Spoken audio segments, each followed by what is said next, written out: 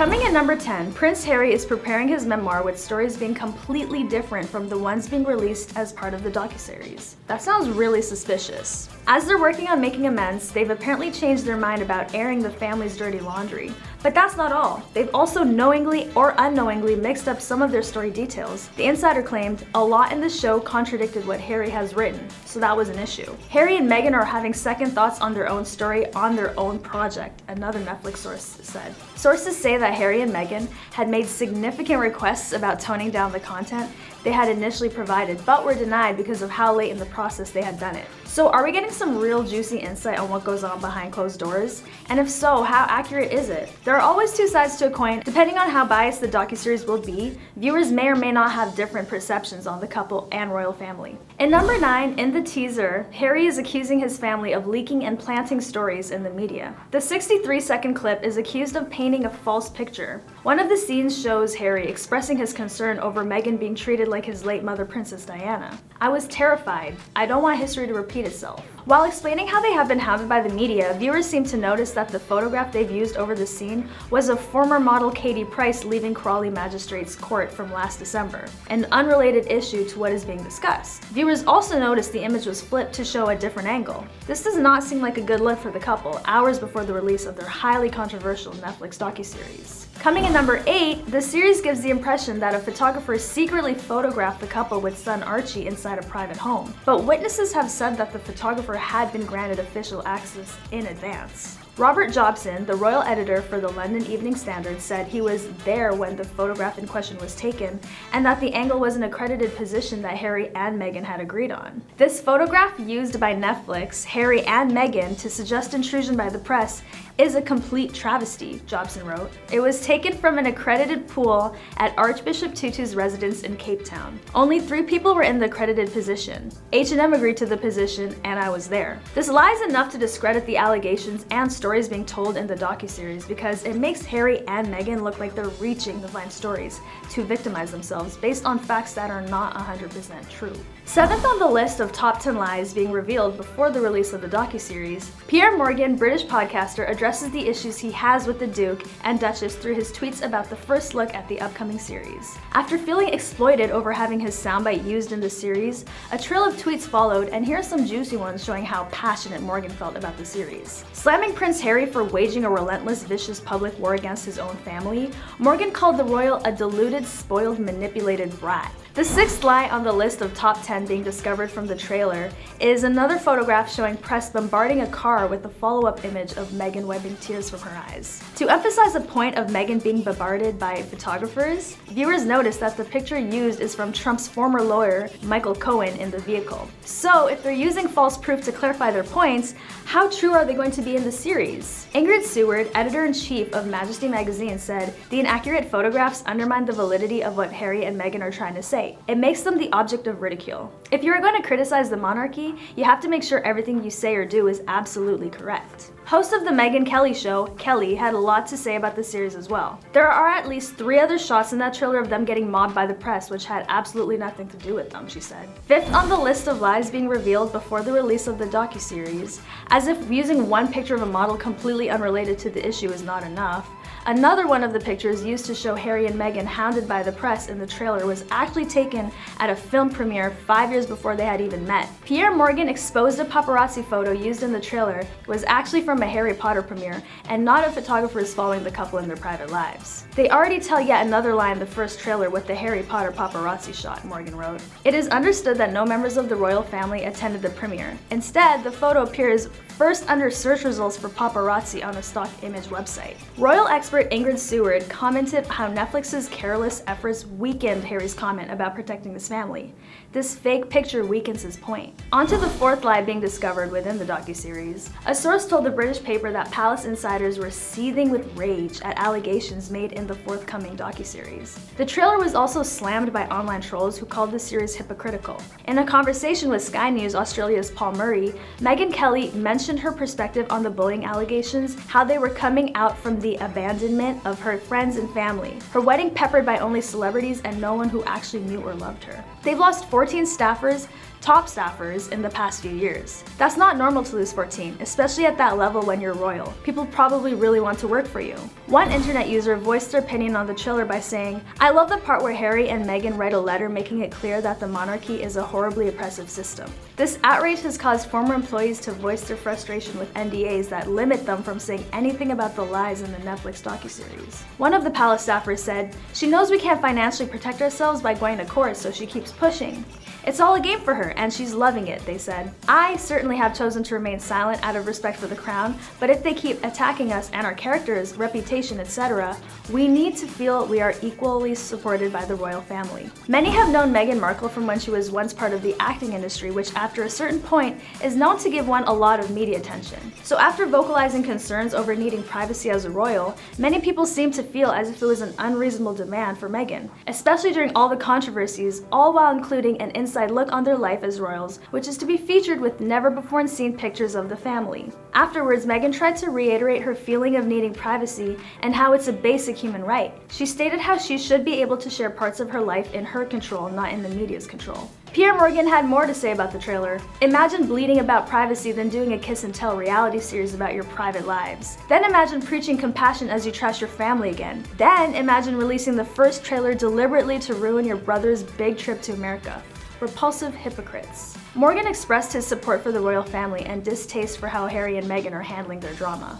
British podcaster Pierre Morgan was very vocal when it came to accusing Harry and Meghan of lying. You may remember in the Oprah Winfrey Wine-a-thon, about 17 different things that came out of their mouths were quickly proven to be untrue. And we're at it again with the Netflix documentary. He claimed the couple now ruthlessly exploits their titles as the Duke and Duchess of Sussex for hundreds of millions of dollars. During the interview, she had brought up that she and Prince Harry shared their vows in their backyard with the Archbishop of Canterbury, who had refuted the claims, saying the wedding was celebrated on the 19th of May, the day of their marriage, which was also publicly televised. As Prince Harry talks about the hierarchy in the video, he says, "You know there's leaking, but there's also planning of stories. No one knows the full truth. We know the full truth." Do we believe them? Let me know what your thoughts are on this docuseries in the comments below. More unwanted attention on the family with the show The Crown, based on stories from the royal family, is also receiving backlash on a storyline about the affair between Prince Philip and friend Penny Natchville, which is believed to be insensitive following the passing of Queen Elizabeth II in September. All of this exposure is just another reason to have us kick back and remain so invested in this English drama. For now, we can only interpret small parts of the docuseries through the trailer and by others' opinions on the matter. But once it's released, we'll have a better insight of the story as told from Harry and Meghan. 10. Jimmy Kimmel laughing at Megan Fox. The Transformers actress recalled her time as a Bad Boys 2 extra, a role she got when she was 15 in a 2009 appearance on Jimmy Kimmel Live. She claims that director Michael Bay devised a different strategy because Fox lacked the legal capacity to drink or sit at the bar. He made her wear a Stars and Stripes bikini, a red cowboy hat, and 6-inch heels for a soaking wet dance under a waterfall. She stated that's kind of a microcosm of how Bay's mind works. Jimmy replied, "Well, that's really a microcosm of how all our minds work." I don't know what all he's talking about, but no comment. Some of us have the decency to suppress those feelings and act as though they are not there. Again, Kimmel, I don't know about that one.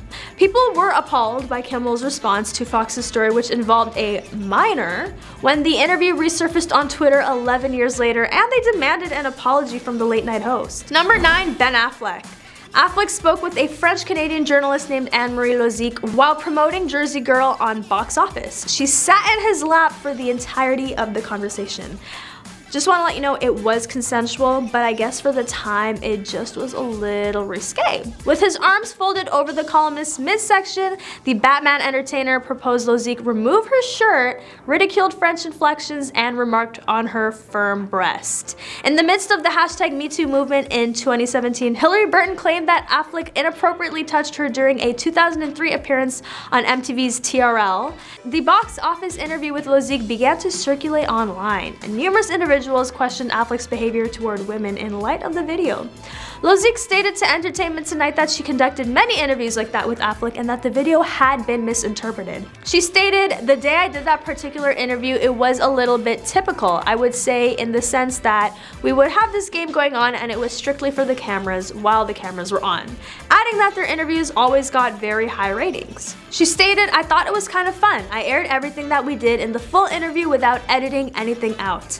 Lozique said that people liked the clips with Affleck and that they were a big thing in Quebec. However, Lozique acknowledged that the circumstance has altered in light of Burton's allegations against the actor.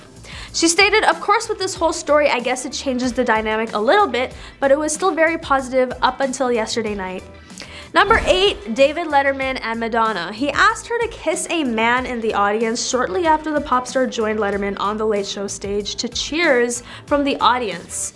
"Why do you care so much about my sexual life?" he was asked by Madonna. He responded, "As we all know, I have none of my own," urging her to kiss a man in the audience. Disrespectful, disgusting, and creepy. I don't know how he still is in the Hollywood industry, but again, I guess that is most of Hollywood. Again, the crowd encouraged him to make his request. "Incidentally, you are a sick F word," she told him after Madonna refused once more. "Why do I receive so much shit? It's bizarre." Honestly, Madonna, you're right. Number 7, Anne Hathaway. Hathaway dealt with a number of body-related questions while discussing her role as Catwoman in The Dark Knight Rises with Extra reporter Jerry Penacoli. Penacoli brought up her feline fitness regime by pointing out that Hathaway needed to be in perfect shape for the movie. It wasn't about being in top physical condition, it was about being able to perform the fights and stunts flawlessly, Hathaway stated. Hathaway patiently replied that the form-fitting costume she wore did not feel like sweatpants. She then turned her attention to her male co-star Christian Bale, claiming that he had it worse because his costume had covered his ears. Penacoli asked her about her diet and exercise routine prior to the film, continuing the body-related questions. She dismissed her routine as boring, but the reporter appeared determined to get specifics. "Is it safe to say that you're attempting to get thinner? Man, what's the deal?" "You look great," she said, surprising him. She continued, "No, not at all. We have to discuss this. What would you like? Do you want to be put in a catsuit?" Ate him up. Anyway. Number 6, Scarlett Johansson. In 2012, Avengers co-stars Jeremy Renner and Scarlett Johansson talked to the same reporter, Penacoli, when he asked the actress if she wore underwear with her costume as Black Widow. Johansson stated, "You're like the 5th person that has asked me that today. What is going on?" asked the actress later. "When did people begin asking each other about their underwear in interviews?" Johansson cut him off as Penacoli explained that he asked because Johansson wears a skin-tight costume in the movie. "I'll let you think of something. Whatever you think I should or shouldn't wear underneath the costume," she said. Number 5, Samuel L. Jackson or Lawrence Fishburne. KTLA news anchor Sam Rubin mentioned the recent buzz surrounding Jackson's Super Bowl commercial as he introduced Jackson to the audience.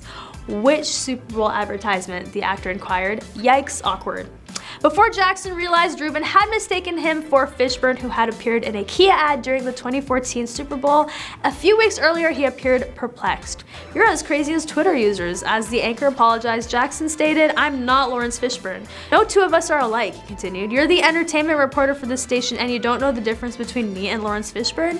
We may all be black and famous, but we don't all look alike." Jackson said there must be a very short line for your job outside there, as Rubin tried to get past the mix-up and continued the interview. "See, you mess up with Samuel Jackson, you're gonna feel the burn." Number 4, Sean Connery.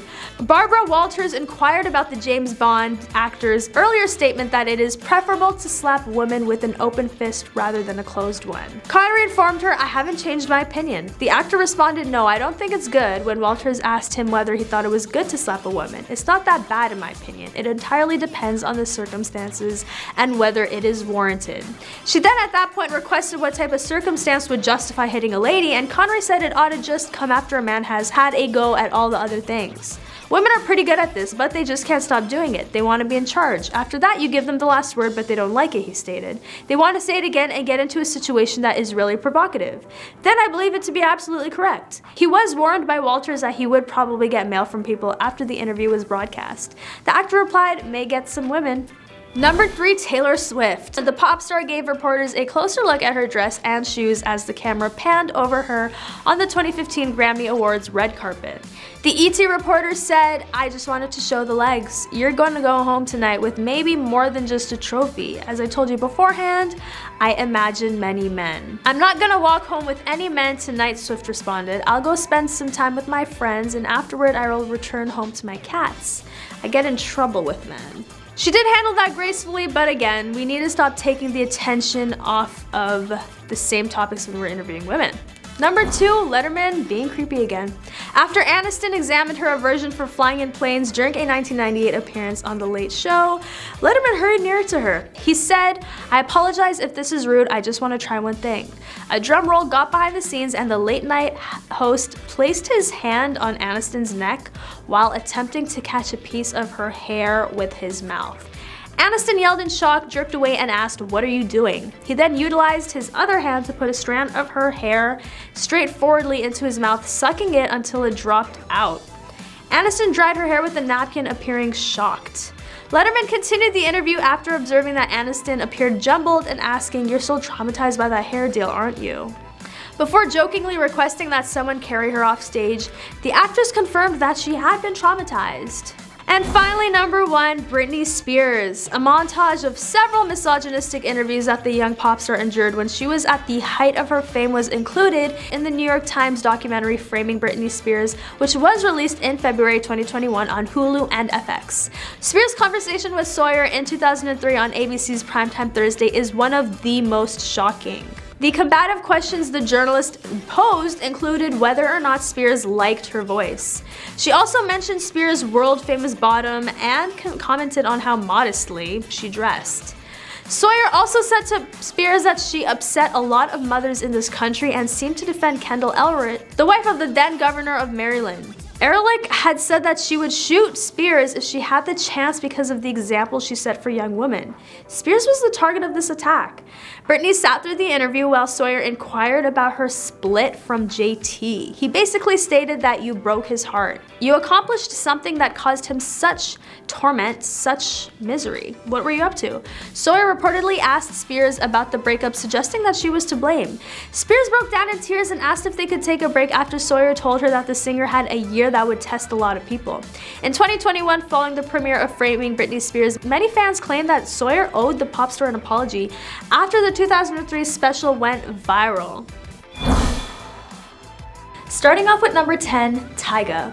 Now, this may come as a surprise to some, but the hip-hop mogul has faced quite a bit of financial issues within his career. When all we see is fast cars and all that ice celebrities rock, it can catch some off guard to find out that not everything we see is the total truth. Back in 2016, the rapper had been evicted from his home in the Hollywood Hills. Tyga also secretly filed for bankruptcy in 2010 after failing to pay his rent on time, racking up a total of $70,000 in back rent, with $17K each month. While drowning in massive debt, we found out that the rapper only had less than $50,000 to his name and couldn't afford to pay the debt he owed to creditors. The landlord also sued Tyga for possession in the home he was renting, and because Tyga never showed up to court, the landlord made an easy $88,000. Tyga has had multiple lawsuits against him filed by landlords due to him allegedly failing to pay rent or not moving out when they demanded him to leave. I feel like for the most part, a lot of the news I've been hearing on Tyga is just some wild stuff.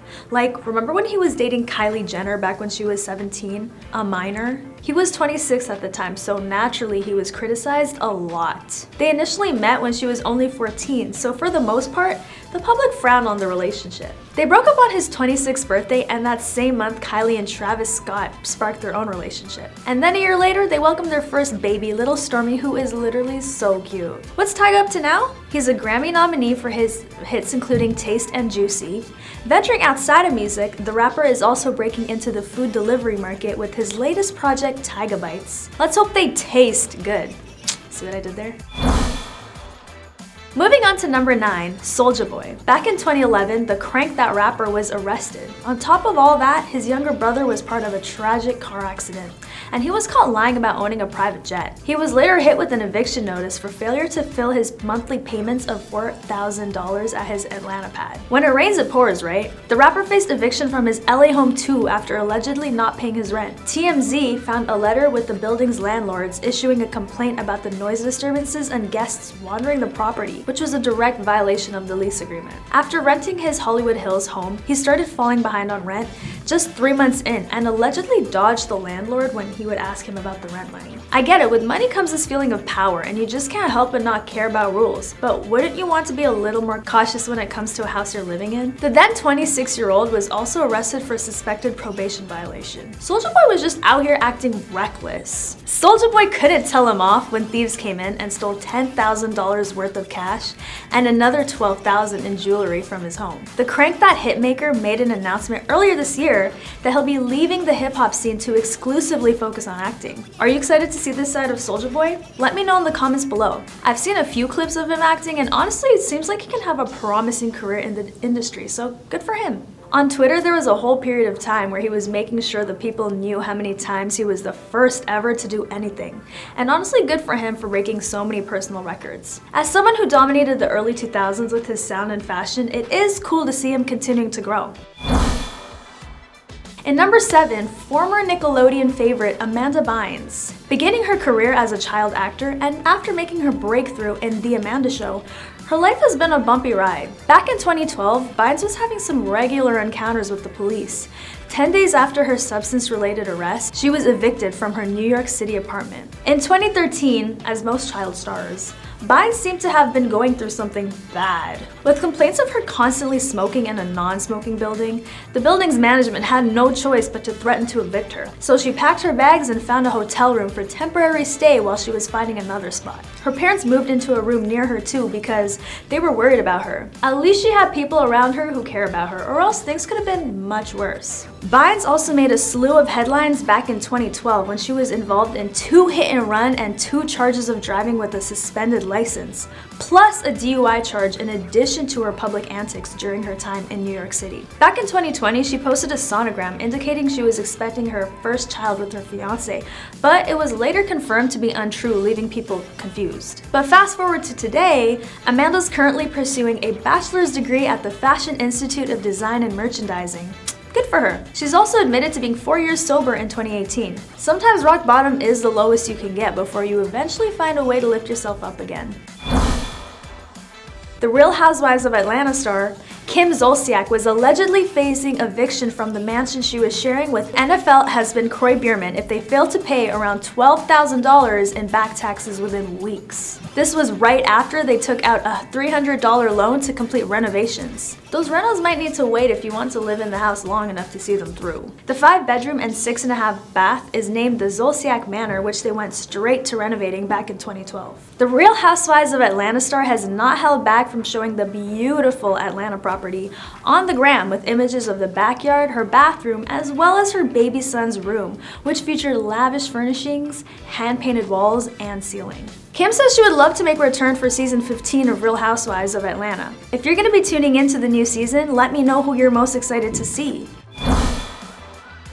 On to number 6, former Grey's Anatomy star Isaiah Washington allegedly owed his landlord $100,000 in rent back in 2009. After not paying for 5 months, the landlord started an eviction process to kick them out. Falling behind in rent is crazy enough if you're a star on one of the biggest shows on daytime television. But for almost half a year, at that point you're asking for it. So some more tea on Isaiah. The star was fired off Grey's Anatomy after referring to co-star Tiara Knight by slurs. Yikes, not cool at all, Dr. Burke. That's not even all though. He was written off P-Valley after saying something about Vice President Kamala Harris. Seems like karma and Cayman bit him where the sun don't shine, because getting fired more than once and then getting kicked out, we can only hope he's learned from his mistakes. Grey's Anatomy has been known for having a lot of on-set beef, and it's ironic that the long-running drama did have behind-the-screen drama too. The medical drama was notorious for reports of tension between its cast. Also, speaking of Grey's, I can't believe the show has been running for 19 seasons. And sorry if I'm spoiling this for any new watchers, but Meredith leaving the show is actually crazy. If you've been keeping up with the series, let me know in the comments below how you feel about it. Back to Washington. In 2020, the actor hosted a food show called Isaiah Washington Kitchen Talk, which involves him traveling to Cali Coast to eat, drink, and hang out with various guests. That actually sounds really fun. Washington has also done quite a bit on the film side too, including documentaries and the God's Not Dead franchise. Sixth on the list, Miss Courtney Love. The American singer was to face eviction after some destructive behavior within her $27,000 a month Manhattan townhouse. The owner of the property claimed she violated the lease by changing the interior, owes $54,000 in rent, and, oh yeah, set the apartment on fire, which may have started by curtains catching on fire from a candle. The damages could cost up to $100,000 to fix. Well guys, a lesson in this is to never leave any open fire unattended because it could all come burning down. Fifth on the list, Lauryn Hill. The 8-time Grammy winner is facing eviction from her New Jersey mansion after she decided to stop paying rent. What is with all these celebrities thinking they can live in their houses rent-free? Like, did they really think they weren't gonna face any consequences? The singer was also facing tax fraud charges back in 2012 after pleading guilty to 3 counts of tax fraud. She admitted to intentionally avoiding filing tax returns from 2005 to 2007, and allegedly earned $1.6 million over that time. That's just another level of not caring, and honestly, I gotta admire how she got away with it for that long, before ultimately having to go to prison for the charges against her. Anyway, speaking of Miss Hill, I would love for her to drop some more music. We've waited too long. The mother of 6 has said she will continue to write and perform at her own pace, but has made it very clear that she will always put family first. Over the years, she's maintained homes in Florida and the Caribbean, and has also kept close ties to her childhood home. Counting down, 4th on the list, we have Columbus Short. The former Scandal actor has been part of some scandals of his own. Within the span of 1 year, he has faced separate felony charges, lost his wife who filed a restraining order against him, and to top it all off, he was facing eviction from his LA home. Seems like his bad year kept getting worse. After only falling behind on rent for 1 month, the landlord gave Short 5 days to pack his bags. Even though he did leave before getting evicted, the landlord doesn't recall if the controversial actor paid his outstanding bill, totaling up to $7,000. Seems like Columbus fell short when it came to paying his bills. But the way his record is, it seems like karma did a number on him too. Second on the top 10, Mary J. Blige. The R&B singer who is having some financial struggles was hit with 2 lawsuits from banks about loans worth up to $2.5 million. Her charity is also under investigation for theft or donated funds. Miss Blige was also facing eviction from her luxury New York apartment building, where units rent for $10,000 and higher per month. Reports say she hadn't paid her rent for 1 year. In 2018, a landlord claimed that Mary didn't pay $60,000 in rent and also ruined the mansion she was living in. But the case was brought to court after Blige filed paperwork denying the claims. Blige called it BS by saying she paid the landlord what she owed before leaving. With 14 studio albums, Mary says she has plans to do another movie after her Oscar-nominated Mudbound and Respect. With a handful of festival dates scheduled, she's booked and busy, and we are here for it. Last but not least, the #1 spot on the countdown, Jay-Z and Beyonce. Now, it's not at all what you think. Unlike the trend of the other celebrities on the list, they did not piss off any landlords. In fact, they were only kicked out of their $150,000 a month Holmby Hills rental because the landlord sold it. Since the couple was not interested in matching the buyer's bid for Blue's childhood home, they were given 60 days to move out. Bey and Jay first started keeping their roots in LA back in September 2014, making the rental their house in between tours. The 7-bedroom mansion is known to be the 10th most expensive house on the market in LA. Now, we all have wondered what this extremely private couple's lifestyle is like, and don't worry, I got you with the deets of this super luxurious mansion. It featured an infinity pool, wine cellar, catering kitchen, 75-foot-long gallery for art, 2 libraries, a theater, and a tennis court, to name a few perks. If I was gonna rent this house, I would definitely be bouncing around the art gallery and personal theater. Beyonce is currently working on the visuals for her 7th studio album, Renaissance, which, by the way, is one of my favorite albums of the year.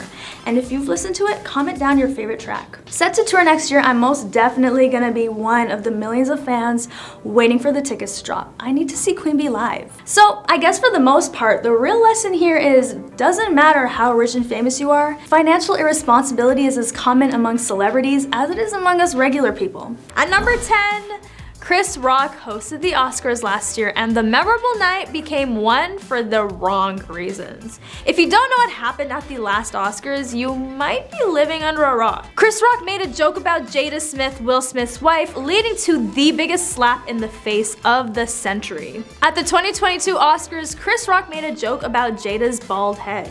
At first, everyone was laughing, including Will Smith, but when he realized his wife didn't find the joke amusing, that's when he lost it. He said, "Get my wife's name out of your mouth." Will Smith did not care that night. He went on stage and slapped Chris Rock in the face, leaving everyone shocked. That was crazy. That honestly looked like it hurt. It's one of the craziest Oscar moments yet and is still talked about. Will Smith was not playing that night. The 2022 Oscars is definitely one to remember, and it sure left us with lots of laughs, but also a few lessons. Sure, jokes can be funny, but they can hurt someone's feelings if we don't think things through properly. Nobody wants to be on the receiving end of a slap from Will Smith, so let's think twice before we make a joke. The 2022 Oscars will be talked about for years to come, and with some caution, it can still be remembered as the most hilarious night in history. So no matter what you do, just remember that Will Smith won't take too kindly to jokes at his wife's expense. Hey, it's still worth a shot for a laugh. Just don't get slapped in the face for it. And there you have it, folks, the story of the 2021 Oscars and what we can learn from this wild experience. You know what they always say, never joke about Will Smith's wife. At number 9, Jennifer Lawrence's infamous fall while climbing up to receive her Oscar was caught on camera and quickly went viral across social media. J-Law's fall at the Oscars in 2013 is one of the most iconic moments in Oscar history. As she was walking up to receive her Best Actress award, she tripped and fell on the stairs. Damn, that looked like it hurt. Poor Jen. It was an embarrassing moment, but it quickly became a viral sensation across social media platforms. Even though it was an embarrassing moment, J-Law handled it with grace and poise. I mean, good for her, but if I was live on TV in front of millions of people, it would be kind of hard for me to get over it.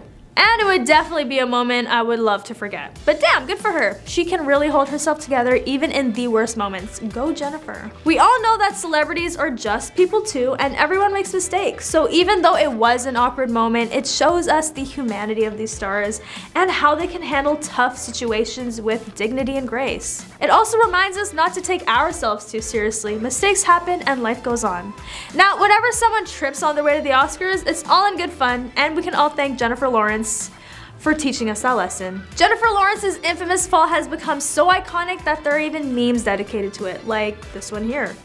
At number 8, Adrien Brody's iconic kiss with Halle Berry left her speechless after he won the Best Actor award. During his acceptance speech for Best Actor in 2003, Adrien Brody kissed Halle Berry, who presented him with the award. This moment sent shockwaves throughout the auditorium. Halle was left speechless, and the audience couldn't believe what they had just seen. Adrien's gesture made the Oscars that much more memorable, and this moment was talked about for years to come. But as memorable as it seemed at the time, it wasn't planned, and it is kind of weird that he kissed her without her consent. Halle mentioned after she didn't know it was gonna happen, and I don't think it's anything she signed up for. Adrien's bold gesture left literally everyone speechless, and we'll never forget it. It may not have been the classiest move, but it was a memorable one. Who knows what other surprises Adrien has in store for us down the line? We can only keep our fingers crossed. All in all, Adrien Brody's surprise kiss with Halle Berry truly made the Oscars that much more exciting. At number 7, in 2017, La La Land was mistakenly announced as the winner of Best Picture over actual winner Moonlight. From a moment that would have been unforgettable to one that was almost embarrassing, the 2017 Oscars saw a major faux pas. After presenters Warren Beatty and Faye Dunaway incorrectly announced La La Land as the winner of Best Picture, it was embarrassing to watch them realize they gave the wrong award. The mistake was quickly rectified on stage, but not before all of Hollywood was left in shock over what had just happened. It was a moment that will never be forgotten, and not for the right reasons. It was a huge blunder by Hollywood standards, and everyone in attendance was left stunned. It's also not very common for a mistake like this to be made, so it was an embarrassing moment that will always be remembered in Oscar history. Imagine thinking you won an Oscar just for them to say psych. That would stink, to say the least. Let's hope Hollywood never sees another mistake like this again. Some thought it may have been a publicity stunt, while others speculated that Beatty and Dunaway had failed to read their cue cards correctly. Whatever the reason, it was an embarrassing mistake that no one in Hollywood would have wanted to happen. The 2017 Oscars will always be remembered for this major blunder, and hopefully not for any other mistakes that may follow. With so much on the line, everyone should take extra care when presenting awards at the Oscars. We don't want another embarrassing moment like this one. So here's a lesson for Hollywood. Double check everything before you present awards and make sure mistakes like this never happen again. After all, they can be really embarrassing. Just ask La La Land. At number 6, Ellen DeGeneres' iconic selfie taken with a smattering of Hollywood A-listers including Brad Pitt, Bradley Cooper, and Meryl Streep broke the record for the most retweeted photo ever. Ellen DeGeneres loves attention, and in 2014 she got it when she snapped the most retweeted photo ever at the time. She went around to her celebrity peers located all over the auditorium, gathered them around, including Jared Leto, Brad Pitt, Meryl Streep, and many other iconic A-list celebrities, and snapped the iconic selfie. The selfie went viral and made the Oscars more relevant than it had ever been. Do you think the selfie was planned or just happened in the spur of the moment? We'll never know, but all we can say is that Ellen sure knows how to make a moment happen. In 2020, the record was broken by an influential K-pop group, but these days it's still considered one of the most iconic selfies of all time. Who knows what photo will break the record next? But for now, let's take a moment to remember the unforgettable selfie. Thank you, Ellen. Now that's what we call star power. At number 5, Robert Opel ran commando across the stage during the 46th Academy Awards ceremony, shocking millions of viewers worldwide. This incident is seen as one of the most iconic moments in Oscar history. During the 46th Annual Academy Awards ceremony in 1974, Robert Opel ran across the stage with nothing but a huge grin on his face. It was a shocking moment for everyone in attendance and millions of viewers who were watching at home. He really wanted to be remembered, and I wouldn't say it left the best impression on the whole world. Number 4, Jack Palance made history when he accepted his '92 Best Supporting Actor award for City Slickers by doing one-armed push-ups on stage at age 73. Jack's acceptance speech was unlike any other. After he was announced as the winner, he dropped down on the floor and did one-arm push-ups to show off his strength.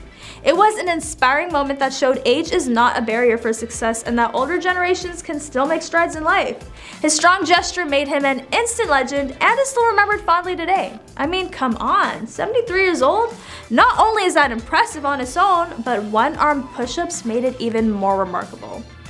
I can't even do that, and I bet a lot of you can say the same. So, for 73 years old, that's pretty astonishing.